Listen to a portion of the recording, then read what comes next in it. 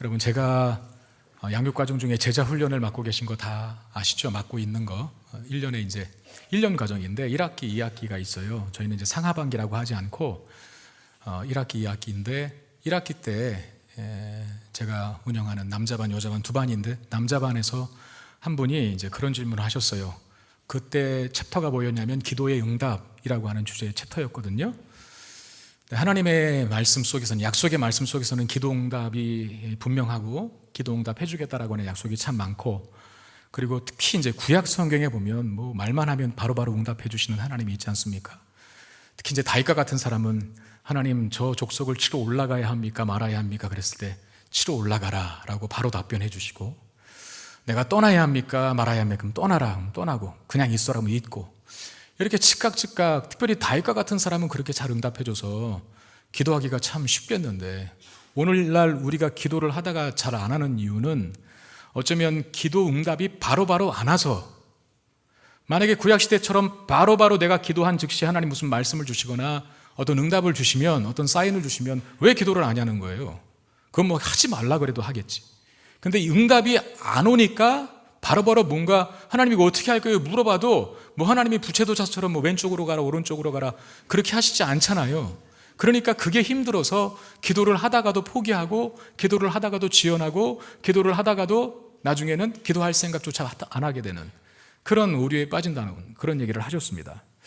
자, 오늘 본문은 이 질문에 어쩌면 답이 될 수도 있는 본문이거든요.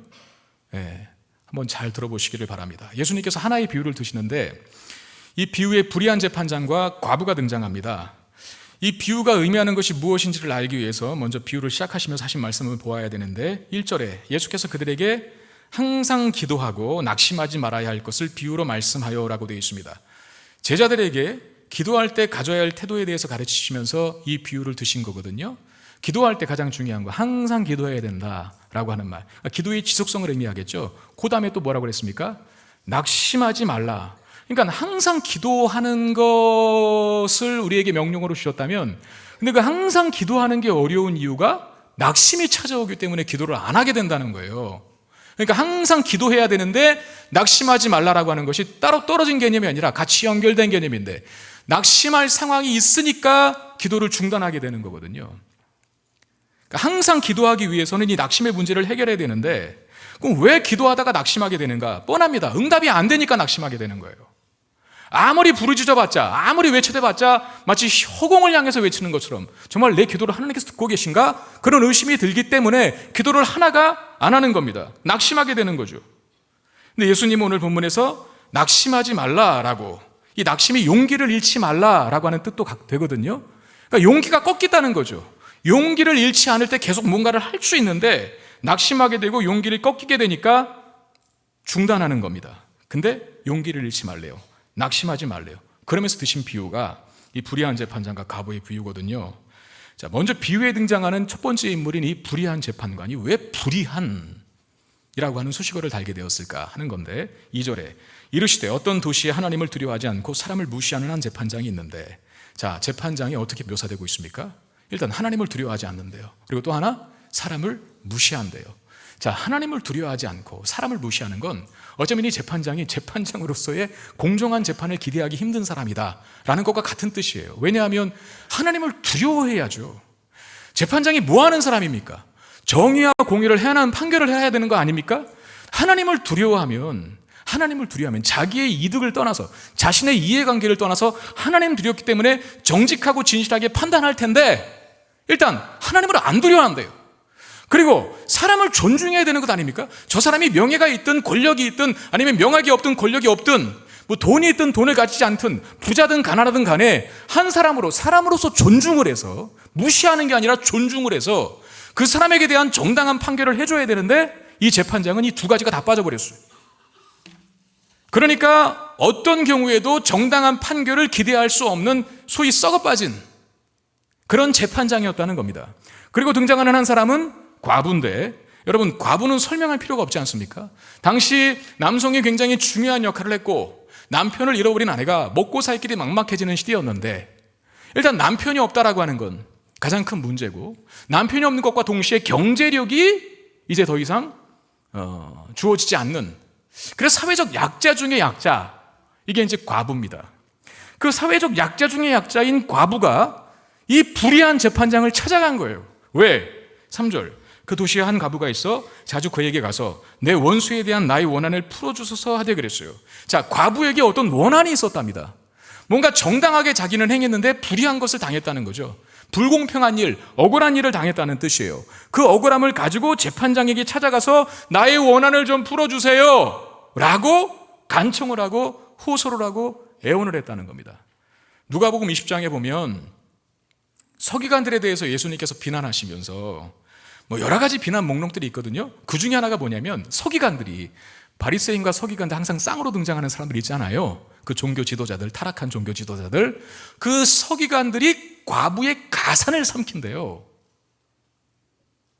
예수님의 지적에 보면 정확히 어떻게 과부의 재산을 서기관들이 먹어치우는지는 모르겠지만 그 당시에 제가 주석을 보니까 이 위임된, 서기관들에게 위임된 판결권을 남용해서 약자들의 그 없는 그 돈마저도 뺏어먹는 그런 행위를 했다는 것이고, 또는 당시에 과부들이 남편이 죽고 있는 재산들을 이제 혼자 관리하기가 힘드니까 서기관들에게 좀 맡겼답니다. 서기관들이 그 과부의 재산을 관리하는 역할도 했다는데, 근데 그걸 제대로 나중에 안 돌려주는, 착취하는 이런 일들도 있었다네요. 그래서 예수님께서 서기관들을 향하여 과부의 가산을 삼키는 자다라고 비난하셨는데, 분명한 건 이 서기관들이 자신들의 높은 지위를 이용해서 과부와 같은 사회적 약자들의 재산을 가로챘다는 거죠. 이 과부가 구체적인 어떤 억울함과 원통함을 가지고 재판장을 찾아왔는지는 모르지만 분명한 건 이 과부가 처한 어려움이 자신이 해결할 수 없는 문제인 것은 분명합니다. 자신이 해결할 수 없는 문제이니까 이 문제를 해결할 유일한 대안인 법정에 나와서 재판장에게 호소합니다. 나의 억울함을 풀어달라고, 원한을 풀어달라고. 아마도 경제적인 그 재산권에 관한 문제였을 것임에 분명하다고 예측이 되는데, 자, 그러면 억울하다고 찾아온, 이 원한을 풀어달라고 찾아온 이 과부의 그 억울함을, 자, 이 재판장이 풀어줄까요? 안 풀어줄까요? 그 앞에, 재판장 앞에 뭐가 붙었다 그랬지 아까? 불의한. 그 왜 불의하다 그랬어요? 두 가지. 일단 하나님을 두려워하지 않는다. 그리고 사람을 무시한다. 자, 이런 성품을 가진 자가 과부의 억울함을 풀어줄 리가 있습니까? 없습니까? 없죠. 아마 이 재판장은 그냥 뭐라 그러죠? 갑자기 단어가 다를 대로 다 달아서, 맞나요, 제 표현이? 그래서 아무튼 유전무죄, 무전유죄, 뇌물 받아 먹는 그런 것으로 판결을 굽게 하는 그런 사람 아니었을까요? 자기에게 이득이 되지 않는 일은 아예 거들떠보지도 않는, 무조건 자기에게 이득이 되는 대로 판결하여서 정의와 공의를 행해야 될 재판장을 불법과 불의와 부당함이 판을 치는 곳으로 만들어버렸던 달코 다른 재판장. 네. 이 사람이 풀어줄 리가 없습니다. 왜? 과부는 뇌물을 못 주거든요. 왜? 돈이 있어야 주죠. 과부잖아요. 사회적 약자잖아요. 그러니까 안 들어주죠. 그래서 이 과부가 할 수 있는 게 뭐냐면 끈질기게 찾아가는 거였습니다. 끈질기게. 이 재판장을 끊임없이 찾아가는데, 여러분, 우리가 가장 싫어하는 것 중에 하나가 거절당하는 겁니다. 거절당하는 거. 누군가에게 뭔가를 부탁으로 찾아갔는데 안 들어줬어. 한 번 갔는데 안 들어줬어. 그럼 또 갑니까? 또 가기 어려운 거예요. 진짜. 저 같은 기질과 성격을 가진 사람은요, 일단 누구에게 뭔가를 도와달라고도 찾아가기를 잘 안 하지만, 정말 큰 마음 먹고 찾아갔는데 한 번 찾아갔는데 거절당했어. 그럼 제가 두 번 갈까요, 안 갈까요? 딱 얼굴 생긴 걸 보세요. 가겠나? 네, 다시는 안 보리라고 하면서 또 뭐라 그럴까요? 뒤돌아보면서 이 더럽고 치사해서 내 다시는 너한테 가나 봐라. 뭐 그럴 거예요. 대부분 다 그럽니다. 왜? 근데 그런 마음속에 그런 결심을 하는 이유 중에 거절당하는 게 굉장히 큰 자존심을 상하게 한 거거든요. 그러니까 거절당했다라고 하는 마음속에는 뭐예요? 낙심이라는 게 있습니다. 그 낙심을 아까 제가 용기를 잃어버리게 되다라는 하는 뜻이 같이 있다 그랬어요. 그 헬라어 단어가 그래요. 용기를 잃다라는 뜻이에요. 용기를 잃지 않으면 계속 찾아갔죠. 꺾이지 않았으면. 근데 거절당해서 낙심했어요. 다시는 안 찾아가겠다라고 하는 결심 속에는 내 안에 용기가 사라진 거예요. 낙심했다는 증거예요. 그래서 안 찾아가는 거거든요. 근데 이 과부가 한두 번 갔겠어요, 재판장에게? 줄기차게 수도 없이 갔을 겁니다. 근데 계속 갔어요. 그녀가 자신의 호소가 거절당해도 무시당해도 낙심하지 않고 있다. 그 증거죠. 용기를 잃지 않고 있다. 낙심하지 않았으니까 또 찾아가는 거죠. 낙심했다면 어떻게 찾아갑니까? 못 찾아가는 거지. 근데 낙심하지 않았으니까 또 찾아가는 거거든요. 재판장은 예상대로 줄기차게 찾아온 이 과부의 애원을 줄기차게 거절을 합니다. 과부의 호소와 이 애원을 줄기차게 거절을 하는데, 그러다가 결국 재판장이 이 과부의 원한을 풀어주겠다는 결심을 하게 됩니다. 무엇이 이런 결심을 하게 했을까? 5절, 이 과부가 나를 번거롭게 하니 내가 그 원한을 풀어주리라. 그렇지 않으면 늘 와서 나를 괴롭게 하리라 하였느니라. 자, 이 재판장이 과부의 원한을 풀어주게 된, 결심을 하게 된 이유는 그가 무슨 하나님을 두려워했기 때문에, 하나님을 두려워하지 않는 자에서 두려움으로 바뀌었기 때문에 하는 것도 아니고, 무슨 이제 내가 재판장으로 똑바로 해야지라고 하면서 소명감과 사명의식을 느껴서 그렇게 한 것도 아니고, 과부에 대한 어떤 불쌍히 여기심, 측은지심이 갑자기 없던 측은지심이 발동해서 그렇게 한 게 아니라, 뭐라고 성경에 얘기했다고요? 2개입니다. 첫 번째가 번거롭게 잡고 했다. 그리고 마지막이 내가 더욱 괴롭힘을 당하게 될까 봐 두렵다라는 거거든요. 첫 번째, 번거롭게 하다. 이게 지금 과부가 재판장을 그렇게 만들었다는 거거든요. 이 번거롭다라고 하는 말이 뭐냐면 치기, 매질 이라는 뜻이 있습니다. 제가 기억하고 이 단어에서 복싱, 권투 이 단어가 나왔다고 하는데, 계속 이 과부가 친 거예요. 누구를? 재판장을. 계속 잽을 날린 거예요. 근데 처음에는 충격이 없었어요. 복싱도 그렇잖아요. 처음에 계속 잽 날려도 잽 맞고 다운되는 사람은 없습니다. 카운터 펀치를 맞아야 다운되지. 근데 계속 잽을 날리는데 그 잽이 무시할 수 없는 게, 이게 어떻게 되죠? 누적돼요, 신체에. 그 괴롭게 하다, 그 2번째로 나와 있는 번거롭게 했는데 계속 과부가 친 거예요. 나를 괴롭게 하리라 라고 하는 말, 그 괴롭게 하다가 무슨 뜻이냐면 눈을 멍들게 하다는 뜻이거든요. 그러니까 잽을 계속 맞으니까 어디가 멍들었다고요? 눈이 멍든 거예요. 여러분, 복싱을 보면 초반에는 막 맞아도 막 생생합니다. 그냥 상대가 한 대 크게 맞아도 휘청했다가도 칙 하고 다시 또 하고 그래요. 근데 이 중반전만 지나가면 이제 무리가 와요. 이 펀치들이 아주 사소한 펀치, 잽도 이제 맞으면 아픈 거라 한 대 맞으면 휘청휘청거려요. 초반에 아주 강력한 펀치를 맞아도 끄떡없던 상대가 중반이 지나고 종반전으로 접어들수록 처음보다 약한 강도의 펀치를 때려도 한 대 잘못 걸리면, 소위 잽을 날려도 다운되게 돼 있어요. 지금 이 재판장이 그 상태라는 겁니다. 이 과부가 계속 찾아와서 처음에는 아무렇지도 않았거든요. 근데 점점 누적돼요. 괴로워지는 겁니다. 다운되기 일보 직전 경기를 포기하고 싶은 마음이 든 거예요. 얼마나 이 과부가 지속적이고 끈질기게 애원했으면 더 이상 무시하지 못하고 이 사람이 항복을 했겠습니까? 그게 쌓인, 이게 나를 계속 괴롭게 할 거다, 내가 죽겠다 이러다가 그냥 내가 차라리 들어주고 말지, 이렇게 결심을 하게 됐다는 거죠.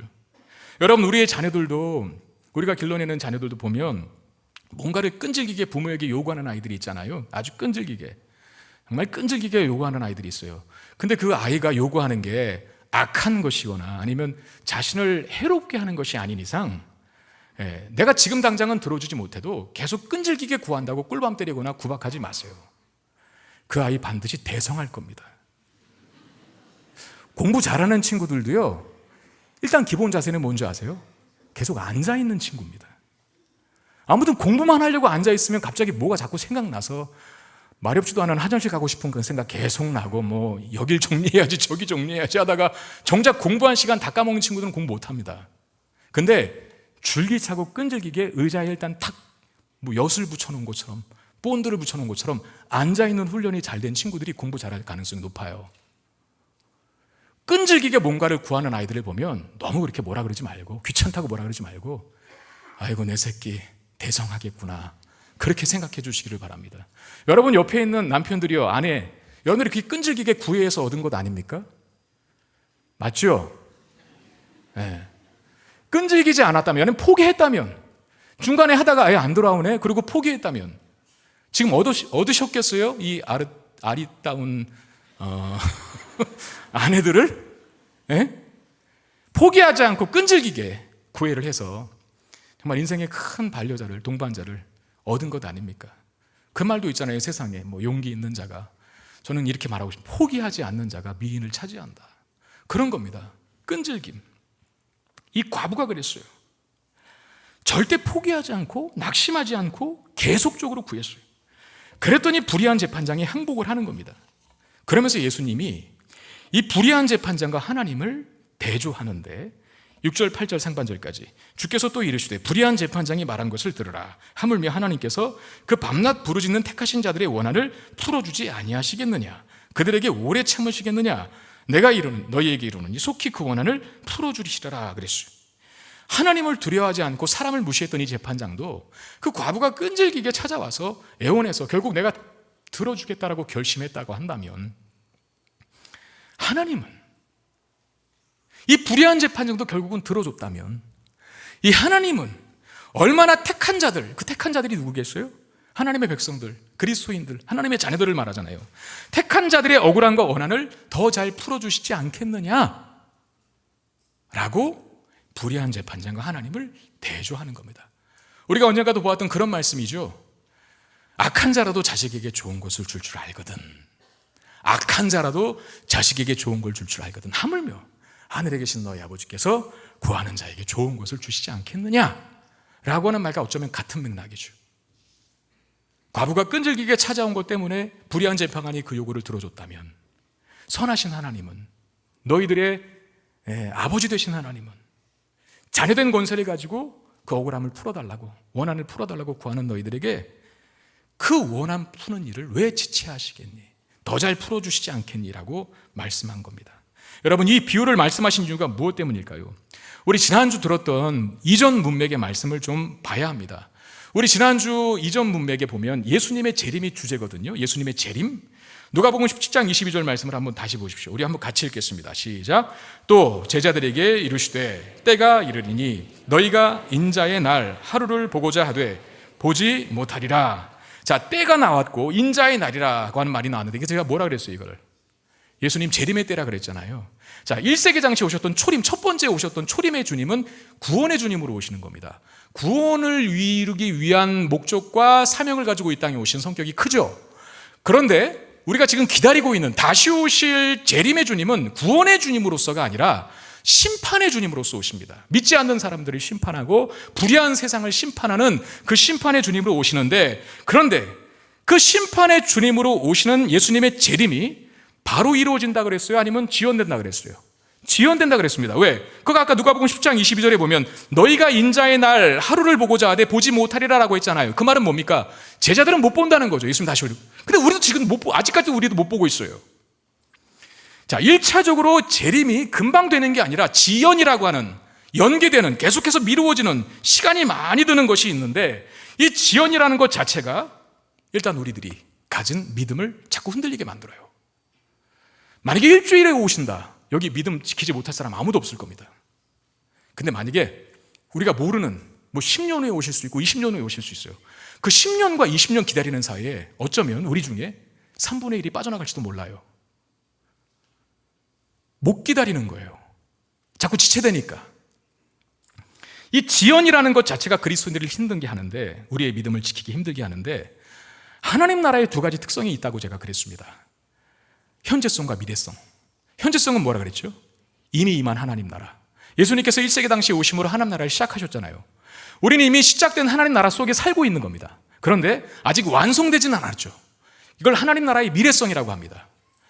예수님께서 재림하셔서 심판의 주님으로 임하실 때 비로소 하나님 나라가 완성되는, 그러므로 지금 우리는 이미 시작된 하나님의 나라와 완성될, 그리스도의 재림으로 완성될 하나님 나라 요 중간에 있거든요. 요 중간에 우리가 있을 때 어떤 어려움이 있냐면 과부처럼 원통함이 생길 때가 많을 거예요. 분명히 원한, 이 원한을 좀 풀어주세요라고 하는 일이 하나님 나라에 시작된 하나님 나라와 완성될 하나님 나라 사이에 살고 있는 그리스도인들에게 당면한 어려움이라는 겁니다. 왜? 믿지 않는 남편의 핍박이 있거든요. 믿지 않는 부모의 핍박이 있거든요. 믿지 않는 친구나 직장 상사나 동료의 조롱이 있거든요. 예수를 믿는 우리들을 향한. 그리고 하나님 말씀에 절대적인 가치를 두고 그 기준대로 살려고 하는 우리들을, 이 하나님 말씀의 가치를 모르고 하나님 말씀의 기준이 저들의 삶의 기준이 아닌 세상 사람들에게 조롱당하는 일이 되어버려요. 앞으로 더 그럴 거예요. 점점 하나님 말씀대로 살아가는 삶에 수많은 역풍을 만나게 될 겁니다. 그러니까 자연스럽게 예수님 재림하셔서 완성된 하나님 나라가 이르기까지 그리스도인으로서 이 땅을 살 때 원통함이라는 게 있어요. 하나님 풀어주세요. 하나님 답답합니다. 하나님 억울합니다. 제 좀 때려주세요 라고 하는 요구들이 우리 기도 가운데 있을 수 있다는 거예요. 그래서 하나님께 이 과부가 재판장 찾아가서 부르짖었듯이 우리도 하나님께 찾아가서 날마다 부르짖는 거죠. 밤낮 부르짖는 거죠. 왜? 밤낮 괴로움이 있으니까. 예수를 믿는 믿음을 가지고 이 땅을 살다 보니까 당하는 밤낮 괴로움 때문에 밤낮 하나님께 부르짖어요. 근데 문제는 뭡니까? 안 바뀌어요. 부르짖는다고 해서. 우리는 기도만 하면, 내가 억울한 일 당해서 나를 억울하게 만드는 누군가를 내가 기도만 하면 원수 같은 그 사람이 벼락을 맞고, 공격하는 자가, 나를 공격하는 자가 사업이 망하고, 내가 예수 믿는 나를 조롱하고 비방하는 누군가가 병이 들어서 그야말로 생사의 기로에 놓여서 깨닫고 나에게 찾아와. 내가 잘못했네.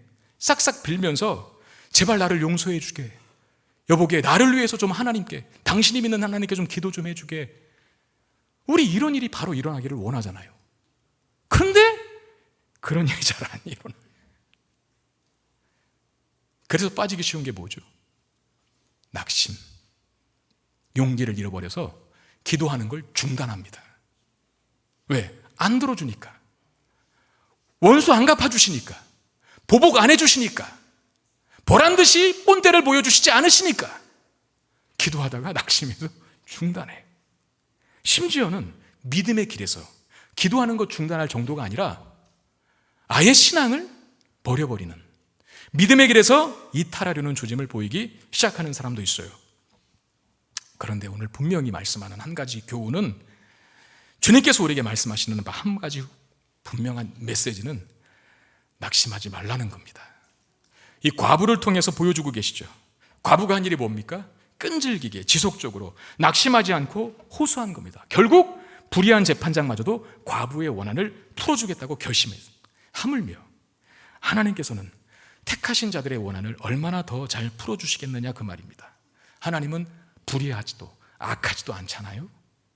선하신 하나님께서, 신실하신 하나님께서 더욱 당신의 백성들의 원한을 풀어줄 것임에 분명하니 계속 기도하고, 항상 기도하고, 믿음의 길에서 이탈하지 말라고 오늘 주님께서 우리에게 말씀하시는 겁니다.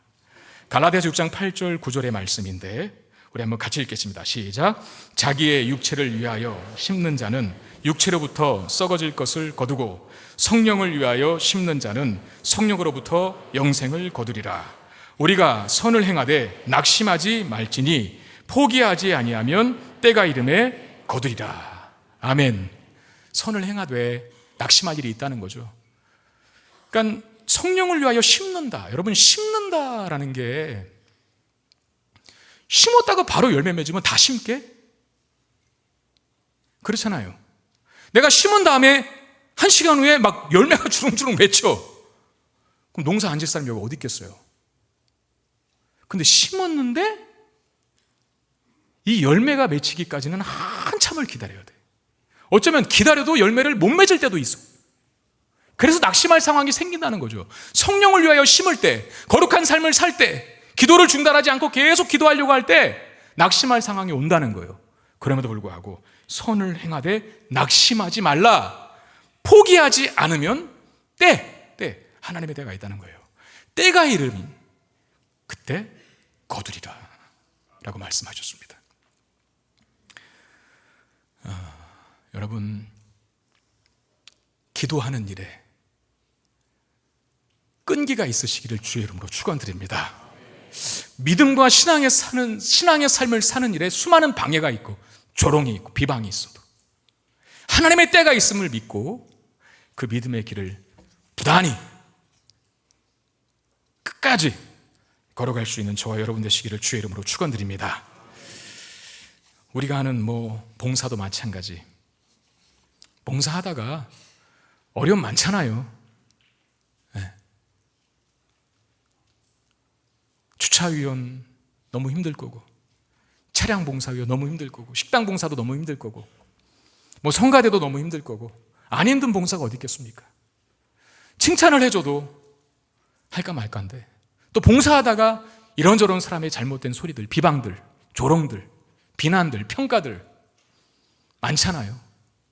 그때 낙심하지 말고 포기하지 말라는 거죠.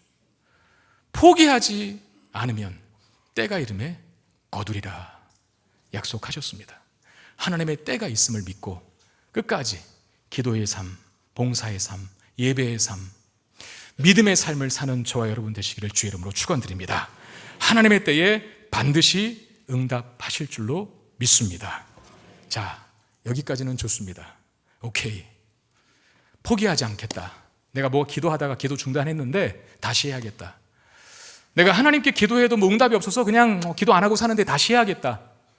내가 믿음의 삶을 좀 대충 살았는데 뭐 비방이 있고 조롱이 있어서 내가 열심히 믿음의 삶 살아야겠다. 오케이, 결심했어요. 근데 오늘 본문에 우리에게 풀리지 않는 난제가 하나 있어요. 오늘 말씀에는 밤낮 부르짖는 택하신 자들의 원한을 우리 주님께서 속히 그 단어가 실제 원어에 있습니다. 그 뜻 그대로예요. 속히 풀어주겠다고 하셨거든요. 7절에. 그런데 실제로 그 일이 속히 이루어집니까? 안 이루어집니까? 안 이루어지죠. 1차적으로 재림이 그랬죠. 재림은 심판의 주님으로 오시는 겁니다. 믿음을 갖고 사는 우리들을 세상이 자꾸 공격하는데 그 믿음을 갖고 사는 신자들을 공격하는 세상을 예수님 다시 오셔서 심판하실 건데, 그리고 속히 그 일을, 그 원한을 풀어주겠다고 하셨는데 이 1세기 당시의 시점에서 벌써 2000년이 넘게 지났는데도 안 오시고 계세요. 2000년이 넘게 지났는데도 속히 이루어지지 않았어요. 우리 일상에서도 그렇지 않습니까? 믿음 지키는 것 때문에, 말씀대로 사는 것 때문에 괴롭힘을 당하고 어려움을 당하면 기도할 때마다 보란듯이 본때를 보여주시기를 원하는데, 그런데 그런 일은 잘 일어나지 않습니다. 근데 오늘 본문은 2번이나 말씀하셨단 말이죠. 7절에 그들에게 오래 참으시겠느냐, 택한 백성들이 원한을 풀어달라고 구하면 하나님께서 오래 참으시겠느냐, 즉시 응답해 주신다, 그런 말 아닙니까? 그리고 8절에도 속히 그 원한을 풀어주시리라. 근데 우리의 현실은 이게 아니잖아요. 속히 안 풀어주시잖아요. 재림도 아직 안 오고 계시잖아요. 2000년이나 지났는데도 불구하고. 오늘 본문에서 가장 난해한 부분이었어요. 그리고 엄청 고민했어요. 최소한 여러분들은 모르겠지만 저에게는 이 본문의 가장 난해한 부분이 이 부분이에요. 속히 오래 참으시겠느냐 했는데 우리의 현실은 그렇지 않는. 도대체 이 말씀 무슨 뜻일까? 제가 고민하고 묵상하는 중에 저는 시편 73편을 설교한 적이 있었거든요. 아주 치밀하게 연구한 적이 있었는데, 시편 73편이 제가 언젠가도 소개했던 말씀인데 신정론에 관한 부분입니다. 신정론이 뭐냐면 하나님은 정말 정의로우신가 하는 부분이거든요. 근데 그 시편 73편의 시인이 그 신정론의 문제부터 시를 시작해요. 하나님이 살아계시다면 어떻게 하나님 믿는 의인들은 점점 망해가고 하나님 없이 사는, 하나님 안 믿는 불신자들은 저렇게 떵떵거리고 잘 사냐, 이 현실을 날마다 경험하거든요. 눈으로 보거든요. 그랬더니 시인이 그래서 이렇게 하나님 앞에 토로한 적이 있습니다. 2절에 보니까 나는 거의 넘어질 뻔하였고 나의 걸음이 미끄러질 뻔하였으니 라고 하는, 이렇게 시작해요. 시편 73편이. 그러니까 낙심한 거죠, 이 사람이. 하나님 믿는 믿음을 포기하고 싶었던 거죠. 왜? 포기하고 싶었던 거죠. 왜? 믿는 사람은 안 되고 안 믿는 사람은 잘 되고, 하나님 살아계시다면 어떻게 이런 일이 일어납니까? 이러고 시작했어요. 원망과 불평으로. 근데 이 시편 73편이 이렇게 끝이 납니다. 중간을 건너뛰고 끝에 어떻게 되냐면, 아까 처음은 나는 거의 넘어질 뻔했습니다, 미끄러질 뻔했습니다, 하나님 왜 이렇게 일하시나요, 하나님 살아계신 게 맞나요? 라고 시작했다가 끝에는 시편 73편 28절 하나님께 가까이 함이 내게 복이라, 내가 주 여호와를 나의 피난처로 삼아 주의 모든 행적을 전파하리이다. 전혀 다른 분위기죠. 하나님을 가까이 하는 게 되게 복이다. 다른 게 복이라고 말하잖아요. 하나님 자신을 복이라고 말하고 있어요.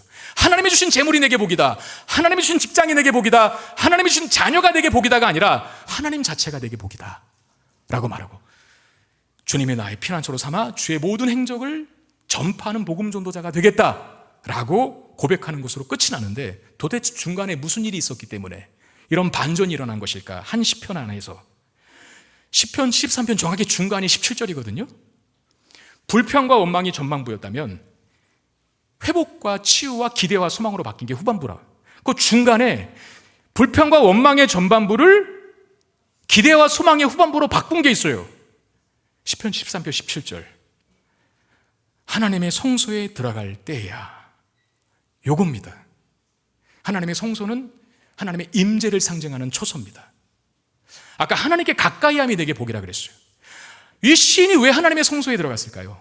힘드니까, 답답하니까, 억울하니까. 내 원한을 좀 풀어주세요. 하나님 왜 예수 잘 믿는 우리는 망해야 되고 예수 안 믿는 저들은 잘 돼야 됩니까? 내 원한을 좀 풀어주세요라고 기도하려고 성소에 들어간 거예요. 기도하려고. 그랬더니 기도하는 과정 속에 하나님이 가까이 계시는 걸 느꼈어요. 다시 말하면 하나님의 임재의 상징인 성소라고 하는 공간 속에서 하나님의 임재를 충만하게 누리게 됐어요. 그랬더니 불의한 현실은 바뀌지 않았음에도 불구하고 하나님을 그의 불의한 현실 속에서 누릴 수 있게 됩니다. 자, 이 말이 굉장히 멋있는 말이에요. 다시 한번 해드릴게요. 하나님을 그의 불의한 현실 속에서 누리기 시작했다. 왜 한 사람만 아멘 하는지 모르겠어요. 제 말 이해하셨어요? 문제, 불의한 세계는 바뀌지 않았거든. 여전히 악인 잘 되고 있고 의인은 망하고 있는데 하나님의 임재가 마음속에 충만하게 채워지니까, 하나님이 가깝게 다가오니까 불의한 세계를 하나님과 동행하며 누릴 수 있게 되는 그런 역사가 일어났죠. 여러분, 우리가 어떤 괴로움과 이 과부의 입장에서 어떤 원한이 있을 때, 원통함이 있을 때, 그 문제잖아요. 우리 인생의 고난이고 시련이고. 근데 그걸 놓고 하나님 앞에 기도할 때 하나님 대체적으로 두 가지 방식으로 응답해 주십니다. 하나는 그 문제를 해결해 주시든가, 자꾸 누가 나를 자꾸 괴롭혀, 저 사람이 내가 예수 믿는 것 때문에 자꾸 나를 조롱하는데 하나님 앞에 가서 원한을 좀 갚아달라고 기도했던 거예요. 제가 예를 들면 어떻게 해결해 주시냐, 그 사람을 저기 전직시킨다든가 아니면 그냥 직장에서 잘리게 한다든가, 아무튼 내 눈에서 사라지게 해주실 수도 있는 방법이 있잖아요. 문제를 해결해 주는 방법으로 응답하실 수도 있어요. 그리고 또 하나는 뭐냐면, 문제는 여전히 그대로 있는데 그 문제가 더 이상 문제로 느껴지지 않도록 우리를 더 크게 만드시는 방법으로 응답하실 때가 있어요. 우리 찬양에도 그런 찬양이죠. 이게 더 쉬울 것 같아. 내 앞에 바다가 갈라지지 않으면 주가 나로 바다 위 걷게 하리. 아세요? 네. 바다가 갈라졌으면 좋겠는데 문제를 그렇게 해결해 줄 때도 있잖아요. 그런데 바다가 갈라지지 않을 때가 있다는 거죠. 문제는 그대로 남아있다. 근데 어떻게 하시면 하나님이 나를 더 크게 만드셔서 바다 위를 한 폭의 보폭으로 걸을 수 있게 만드는, 할렐루야, 그런 역사를 일으키신다는 거예요. 고난당할 때, 참된 그리스도인들은요, 고난당할 때 안 무너집니다. 참된 그리스도인이 아닌 사람들은 고난당할 때 무너져요, 많이. 물론 무너졌다가 다시 돌아오는 참된 성도도 있기는 하지만 대체적으로 고난과 심한 어려움 속에 있는 어떤 원통함과 원한이 있을 때 참된 그리스도인들은 더 하나님께 바짝 달라붙습니다. 이게 진짜 그리스도인들이거든요. 자, 하나님께 더욱 바짝 달라붙는 것이 만들어내는 것은 뭘까요? 나와 하나님과의 친밀함이고 깊은 사랑의 관계입니다. 나와 하나님과의 친밀함과 하나님과 나와의 깊은 사랑의 관계를 하나님께 바짝 달라붙어 있을 때, 고난 때문에, 문제 때문에 하나님께 바짝 달라붙어 있을 때 나에게 만들어내는 결과예요. 그 하나님과 나와의 사랑의 관계가, 깊은 친밀함이 내 안에 있는 모든 원한, 억울함, 고통, 예수 믿는다는 이유 때문에 당하는 모든 어려움을 한순간에 사라지게 하는데, 사라져서 사라진 게 아니라 그걸 뛰어넘는 상태가 되는 겁니다. 그걸 뛰어넘는 상태. 포기하지 않고 하나님께 기도를 계속하며 거룩한 삶을 살려고 하나님께 바짝 달려붙어 있는 그리스도인들만 누릴 수 있는 복이 바로 이겁니다. 여러분, 야곱이 사랑하는 아내 라헬을 아내로 맡기 위해서 7년을 기다렸어요. 7년은 긴 시간이잖아요. 재림이 늦춰지는 것처럼 7년 너무 길어요. 그런데 성경은 이렇게 말합니다. 야곱이 라헬을 사랑함으로 7년을 며칠처럼 여겼다. 자, 고난 때문에 하나님께 바짝 달라붙어서 하나님과의 친밀함을 경험하고 하나님과의 깊은 사랑의 관계에 빠져요. 그러면 7년이 며칠처럼 여겨지듯이 재림이 지연되는 게 지연되는 것처럼 느껴지지 않고, 아직 눈으로 보이는 가시적인 재림은 이루어지지 않았지만 우리의 내면에서 동행하시고 우리의 삶에 늘 항상 함께 하시는, 그야말로 믿음으로 존재하는 예수 그리스도의 재림을 이 불의한 현실에서 누릴 수 있게 되는 것입니다. 정말 저 묵상 많이 하고 연구 많이 해서 드리는 말씀이에요. 아멘을 크게 해주셨어야죠. 네. 이 비싼 설교를 여러분들이 듣고 있는 겁니다. 진짜 이거 묵상하고 또 이 난제를 해결하려고 기도원 2박 3일 갔다 왔는데, 내년도 사역 준비하려고, 내년도 사역 준비는 5분의 1밖에 못했고 5분의 4를 말씀 묵상하는 데만 보냈습니다. 그래서 이 공을 많이 들인 설교인데, 여러분들의 아멘 소리가 이렇게 작으면 제가 어떻게 용기를 내서 설교를 할 수 있겠습니까? 물론 최종적으로 그리스도께서 재림하시는 그날에 여러분, 우리 다 모든 것이 평정될 거예요. 문제가 해결되고 원통함이 풀리게 될 것이고, 예수 믿다가 당한 고난 때문에 흘린 눈물, 아픔, 상처가 있는 사람들은 위로를 받을 것이고, 예수 믿는 자들을 공격하고 박해했던 악한 세상들은 영원한 벌에, 영벌에 처하게 되는 심판이 반드시 이루어질 겁니다. 근데 우리의 힘든 부분은 그 일이 빨리 이루어지지 않는다는 거. 그래서 자꾸 이제 기도도 하다가 중단하고, 믿음의 삶을 제대로 살려고 했다가도 그걸 포기하고 자꾸 이러거든요. 근데 그러지 말라는 거죠. 낙심하지 말고 항상 기도하고 거룩한 삶을 살다 보면 그리스도의 재림을 기다릴 수 있는 힘을 얻을 뿐만 아니라 우리의 현실 속에 이미 동행하시는 그리스도를 경험하게 될 것입니다. 그것이 우리를 강력한 주님의 사람으로 만들어 놓게 되는 줄 믿으시기를 바랍니다. 기도를 계속하고 거룩한 삶을 사는 노력이 하나님과 나와의 관계를 깊게 한다는 사실을 기억하시고, 그런 자만이 예수님의 이 물음에 답할 수 있는데, 8절 하반절에 그러나 인자가 올 때에 세상에서 믿음을 보겠느냐. 주님 다시 재림하실 때까지 믿음을 끝까지 지키는 자가 많지 않다는 거예요. 내가 재림하는 그날에 믿음을 갖고 있는 자를 볼 수 있겠니? 라고 질문하시는 그 질문인데, 우리는 이 말에 뭐라고 해야 합니까? 아멘 주님, 제가 믿음을 가지고 기다리겠습니다. 주님 다시 오실 때 믿음이 있는 자를 내가 볼 수 있겠느냐 질문하신다면, 주님 내가 여기 있습니다. 내가 이제껏 낙심하지 않고 기도를 항상 하고 거룩한 삶을 중단하지 않아 믿음을 갖고 지금 주님을 기다렸습니다. 그래, 네가 있구나. 아멘 주 예수여 어서 오시옵소서 라고 선포하고 고백할 수 있는 믿음의 준비가 주님 오시는 그날까지 항상 우리에게 있게 되기를 주의 이름으로 축원드립니다. 이 말씀 기억하며 찬양합시다. 밤이나 낮이나 다시 오실 나의 왕 주 예수를 기다립니다. 밤의 고난도 낮의 어려움도 모든 걸 이겨내겠습니다라고 하는 고백을 담아 찬양합시다.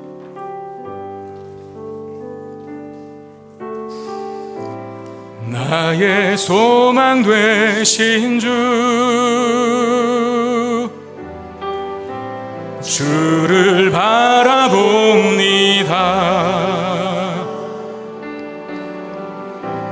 다시 오실 나의 왕 예수 주를 기다립니다. 밤이나 낮이나 밤이나 낮이나 어제나 오늘도 영원히 주만 찬양해.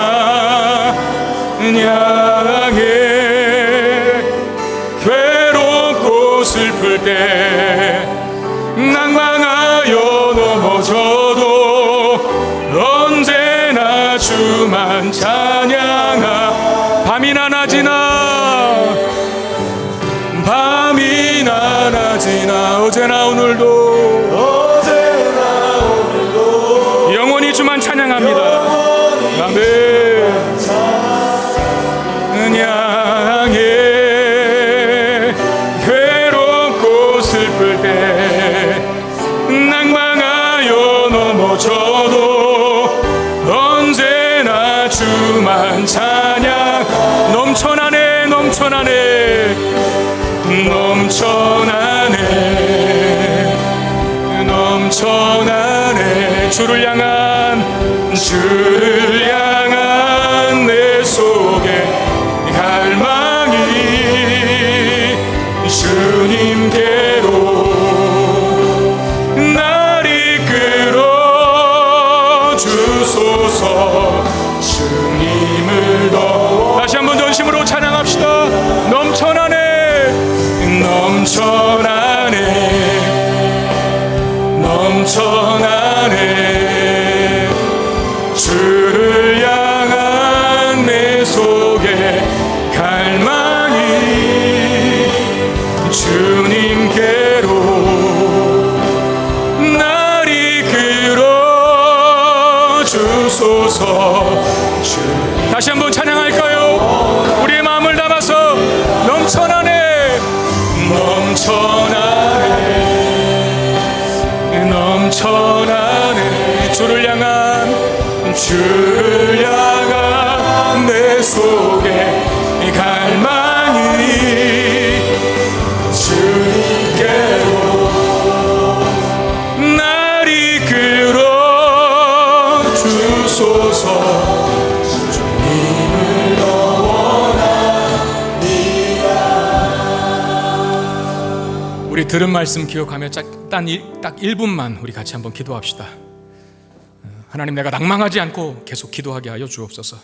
억울한 일이 있고 답답한 일이 있을 때 왜 응답 안 해주시지라고 포기해버리는 자가 아니라 하나님의 때에 반드시 응답하실 것을 믿고, 불의한 재판장도 응답했는데 선하신 하나님이 택하신 백성들의 응답을, 그 부르짖음을 응답하시지 않겠는가 하셨습니다. 포기하지 않는 믿음 갖게 해 주옵소서라고 기도하시고, 때로 지연되는 것 같은 응답과 예수 그리스도의 재림 사이에서 그냥 넉넉히 기다리기만 하다가 지쳐버리는 자가 아니라, 보이진 않지만 우리가 부르짖을 때 우리의 삶에 동행하시는 하나님의 임재를 불의한 오늘 현실 속에 누리는 자가 되어서 이미 내 마음속에 재림에 계시는 예수 그리스도를 누려 이 현실을, 이 고통스럽고 괴롭고 원통한 많은 이 세상을 이겨갈 수 있는 믿음의 사람으로 살게 해주옵소서. 우리 이 마음으로 같이 기도하는 시간 갖겠습니다. 기도하겠습니다. 아버지 하나님, 은혜 주시기를 원합니다. 하나님, 우리가 낙심하지 않게 되기를 원합니다. 낭망하지 않기를 원합니다. 중간에 포기하지 않게 되기를 원합니다.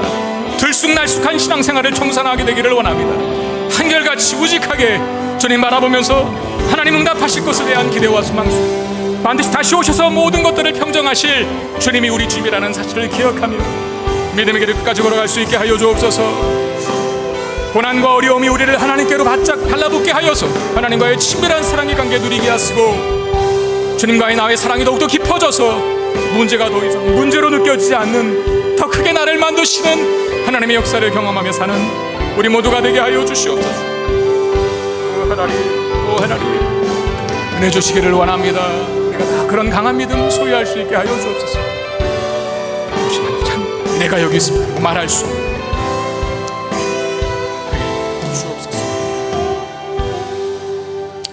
하나님, 응답이 지연되는 것 같이 보여도 반드시 하나님의 때에 가장 합당한 방법으로 응답하실 하나님을 기대하며 항상 기도하고 낙심하지 않는 우리가 되게 해 주시옵소서.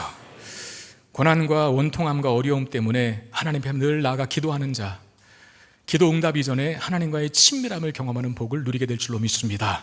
그 하나님과의 친밀한 사랑의 관계가 문제도 고난도 시련도 뛰어넘을 수 있는, 더 이상 문제와 시련이 고난이 그렇게 고난으로 시련으로 문제로 느껴지지 않는 그 놀라운 은혜의 체험을 할 수 있는 우리 모두가 되게 하여 주시옵소서.